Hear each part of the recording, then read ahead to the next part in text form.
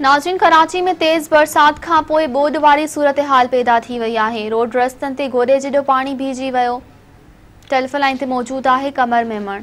जी कमर, छा तफ़सील आहिनि? में चौमासे जो टियों जेको वसकारो आहे उहो जारी आहे ऐं सुबुह खां ई बरसात जो जेको वसकारो शुरू थियो उहो हिन वक़्त बि जारी आहे। शहर जे मुख़्तलिफ़ इलाइक़नि में हिन वक़्त बि जेको आहे किथे तेज़ ऐं हल्की बारिश जेका आहे उहा हिन वक़्त थी आहे।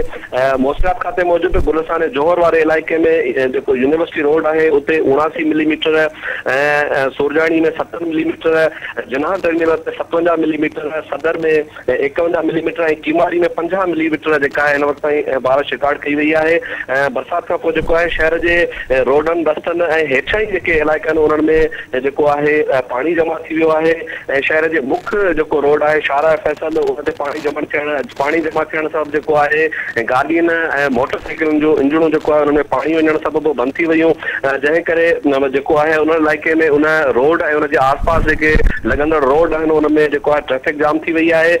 बरसात सबबि मुख़्तलिफ़ हादसनि में हिन वक़्त ताईं 3 ॼणा जेके आहिनि करंट लॻण सबबि ऐं हिकिड़ो ॼणो जेको आहे ॿुॾी जेको आहे फोत थी वियो आहे। मलीर ऐं सोजाणी टाउन वारे इलाइक़नि में जेको आहे 3 ॼणा जेको आहे उन्हनि खे करंट लॻो, जंहिंमें 2 नींगर शामिल आहिनि ऐं जॾहिं त जेको औरंगी टाउन वारो इलाइक़ो आहे उन में हिकिड़ो ॼणो मोटरसाइकिल समेत जेको आहे बरसाती नाले में किरी जेको आहे ॿुॾी फोत थी वियो आहे।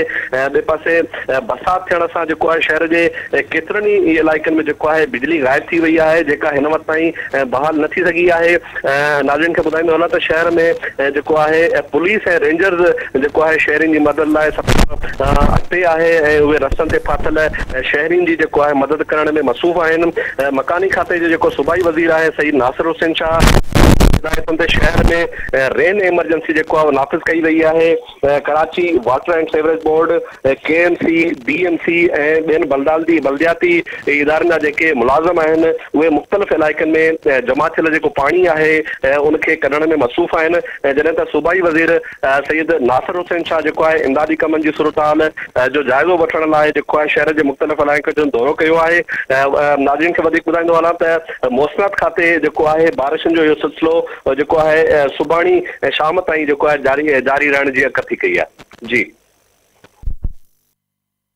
जी, महिरबानी।